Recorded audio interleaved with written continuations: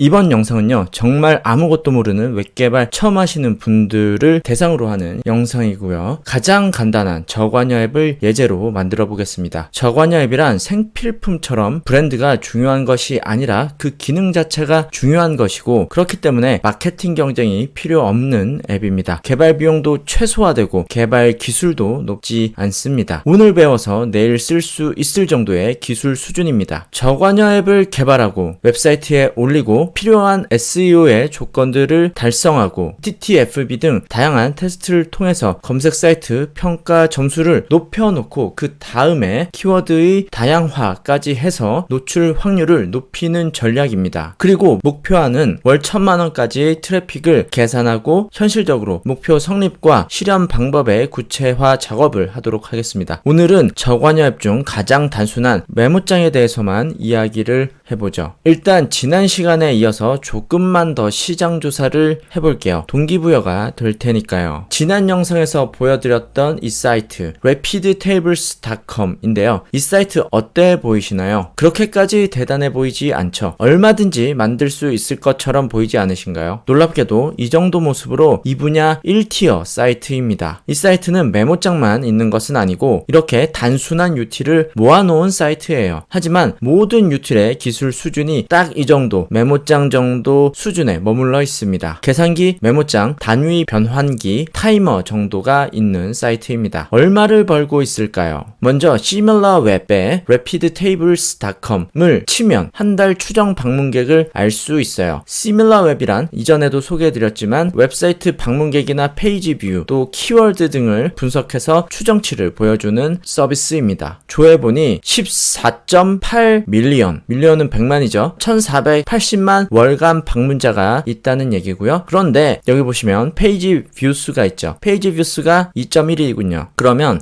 비지트 곱하기 페이지 뷰수를 하면 토탈 페이지 뷰수가 나오겠죠. 3천만 정도 되는 거죠. 월간 3천만 페이지 뷰인 사이트는 수익이 어떻게 될까요? 이것 역시 추정치로 알 수 있는데요. 애드센스 메인 페이지로 가시면 방문객 수 대비 추정치를 알 수 있습니다. 지역과 카테고리를 선택을 해야 하는데요. 이것에 따라서 추정 수익금이 많이 변화할 수 있습니다. 지금 같은 경우에는 북미를 선택했고요. 카테고리는 인터넷을 선택했습니다. 그래서 월간 평균 페이지 뷰가 1000만 뷰일 때 연 추정 수익이 달러로 이렇고요. 원화로 약 22억 5천만 원 가량 되는 것으로 확인이 됩니다. rapidtables.com의 경우 3천만이었으니까요. 22억 5천에 3배를 해서 67억 5천의 연수익이 발생할 수 있는 것이죠. 그런데 이 수치는 조금 긍정적인 수치이기 때문에 좀 보수적으로 판단했을 때는 이 비용의 반 또는 3분의 1까지도 바라볼 수 있습니다. 그래서 정말 보수적으로 봤을 때 최저 20억 이상은 수익을 내고 있다라고 확인이 되고요. 훨씬 그 이상의 수익이 나고 있을 것이라고 판단이 됩니다. 어떠신가요? 이 사이트 기술의 장벽이 전혀 없어 보이지 않으신가요? 실제로 그렇고요. 그런데 이런 걸 만들어서 수익화할 생각을 하는 사람들이 굉장히 소수밖에 없어요. 기술의 수준이 수익과 비례하지 않다는 매우 대표적인 케이스죠. 사실 이런 웹은 직접 만들지 않으면 안 되기 때문에 이 분야의 경쟁이 그리 높지 않은 이유가 될 수도 있겠습니다. 이런 걸 돈 주고 개발사에 의뢰해서 개발하는 경우는 거의 없거든요. 자, 그러면 다시 시밀러웹으로 돌아와서 이 사이트로 유입되는 키워드들을 이렇게 확인할 수 있습니다. 유입량이 높은 키워드 순서로 데이터로 정리해서 보여주고요. 여기에서 확인해 볼 수 있는 건 노트패드와 온라인 노트패드로 많은 유입자가 있다라는 것이죠. 그래서 이 키워드로 구글링을 해보고 몇 가지 다른 사이트들을 더 가져와 봤습니다. notepad.com. 네, 진짜 그냥 메모장이고요. 브라질에서 만들었고요. 월간 방문자 수가 2 밀리언 이상입니다. 이것은 방문자 수치이고 페이지 뷰 수는 방문자당 페이지 뷰 수를 곱해야겠습니다. 그런데 그 과정은 여기서는 스킵하도록 하겠습니다. 그냥 대략적으로 어느 정도 수준인지 시장 파악이 되면 되겠습니다. 자, 그럼 다음 저스트 노트패드. 네, 그냥 메모장이고요. 우크라이나에서 만들었고요. 이건 180K. 자, 다음은 editpad.org. 역시 그냥 메모장이고요. 브라질 사이트고요. 3.7M. 자, 다음은 notepadonline.com 이고요. 프랑스에서 만들었고요. 116K네요. 자, 다음은 onlinenotepad.net. 아르헨티나에서 만들었고요. 125K. 자, 다음은 memonotepad.com. 필리핀에서 만들었고요. 730K. 다음은 onlinenotepad.org.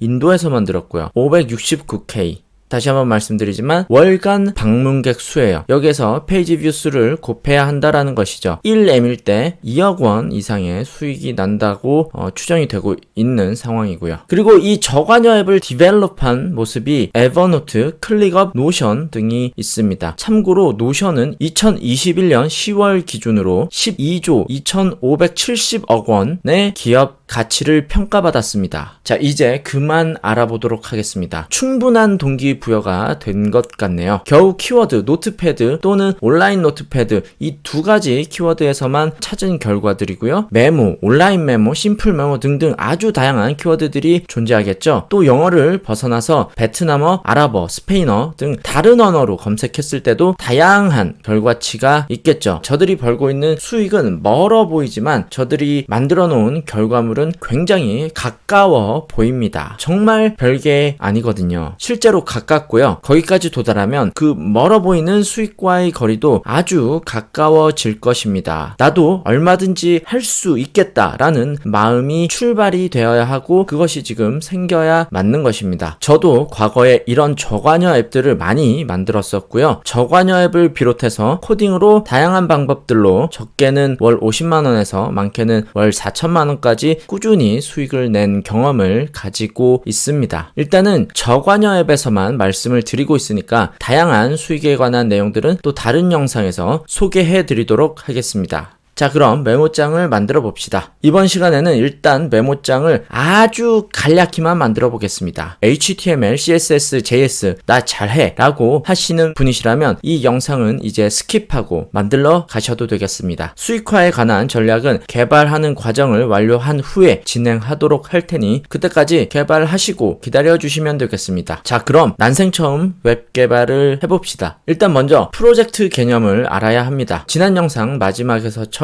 비주얼 스튜디오 코드 웹사이트에 가서 VSC를 다운받습니다. 혹시 지난 영상 안 보신 분들이 계시다면 꼭 보고 오세요. VSC를 다운받고 설치하시면 되고 처음 시작하면 이런 화면이 나옵니다. 내가 작성할 파일들이 어디에 저장되는지 폴더를 선택하면 되는 거예요. 이 폴더를 우리는 프로젝트라고 부릅니다. 프로젝트 단위 안에 HTML, CSS, JS 파일이 존재합니다. HTML이란 웹페이지입니다. CSS 파일은 HTML의 겉모양을 꾸며주는 파일이고요. JS 파일은 버튼이 눌리고 작동되는 기능처럼 정적인 웹페이지에 동적인 상호작용을 넣어주는 파일이죠. 이 파일들이 모여서 웹사이트나 웹앱이 되는 것이고 또 프로젝트라고도 부르는 것이죠. 이 외에도 이미지 파일이나 다른 다양한 리소스 파일들이 포함될 수 있지만 지금 단계에서는 그것들은 알 필요가 없고 대표적으로 HTML, CSS, JS 세 가지만 알면 됩니다. 이 작업의 영역을 프론트엔드 또는 퍼블리싱이라고 합니다.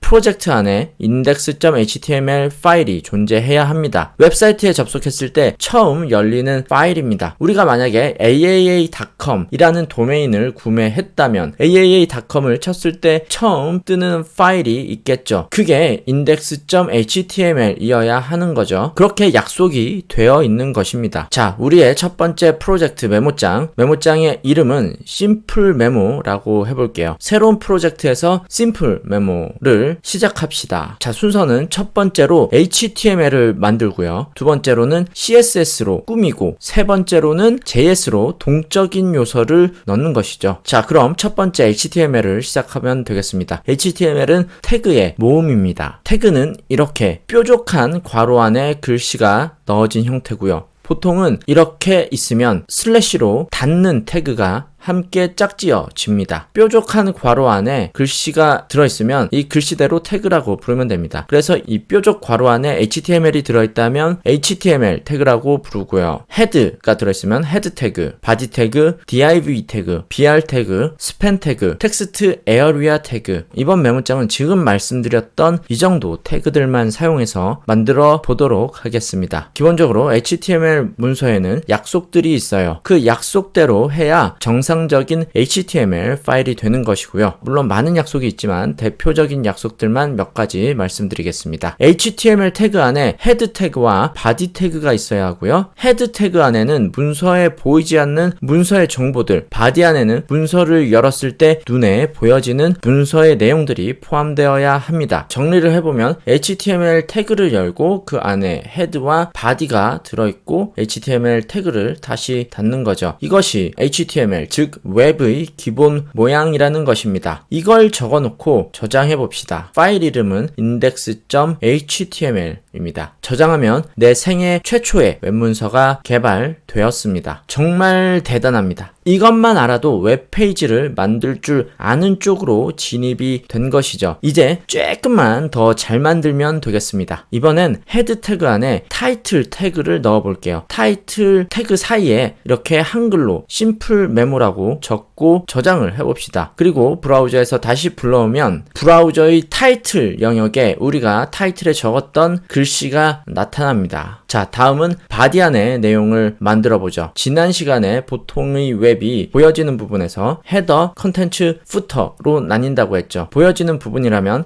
바디 안에 들어가야겠죠. 바디 안에 헤더를 넣습니다. 그리고 헤더 영역에 GNB, 즉 글로벌 내비게이션 바가 들어간다고 말씀드렸죠. 글로벌 내비게이션 바는 div 태그로 사용하면 됩니다. div 태그는 네모난 영역을 만들 때 쓰는 태그입니다. 눈에 보이지는 않지만 이렇게 영역을 구획을 나눠 놓는 것이죠. 그래서 div 태그를 넣고요. id는 GNB라는 속성을 넣었습니다. 이건 뭘까요? 웹 문서 안에 div가 여러 개 사용될 것입니다. 그런데 그 div들마다 모양이 달라야 할 것이고 또 기능이 다를 것입니다. 그래서 이렇게 id는 해서 이름을 지어주면 이 이름은 이 div구나 하고 나중에 CSS나 자바스크립트에서 사용할 수 있게 되는 거죠. 그래서 이렇게 id라고 하고 임의 이름을 넣어주는 것인데 저는 지금 알아먹기 쉽게 GNB라고 넣었습니다. 그리고 알아먹기 쉽게 이런 방식으로 넣는 것이 일반적입니다. 자, 헤더 태그를 닫고요. 컨텐츠 부분을 넣어야겠는데 컨텐츠는 태그가 없습니다. 그래서 div 태그로 넣는 것이 일반적이고요. div를 넣고 id에 컨텐츠라고 이름을 넣습니다. 그리고 이 컨텐츠 영역 안에 텍스트 에어리어라는 태그를 이렇게 넣어보죠. 그리고 컨텐츠 영역을 닫습니다. 그리고 그 밑에 footer 태그를 열고 닫았습니다. 자, 그러면 이 상태로 저장을 하고 웹브라우저에서 열어보죠. 보시다시피 뭔가 입력하는 칸이 만들어졌군요. 이렇게 간략한 HTML만으로 뭔가 입력할 수 있는 화면이 만들어진 것입니다. 여기까지 오셨으면 정말 잘 하셨습니다. 웹 개발을 할 수 있게 되신 것에 축하드리고 앞으로는 더욱 재밌어지겠습니다. 그럼 다음 영상에서 이거 완성해보죠. 좋아요, 구독, 댓글, 알림 설정 부탁드리고요. 시청해주셔서 감사합니다. 행복한 하루 되세요.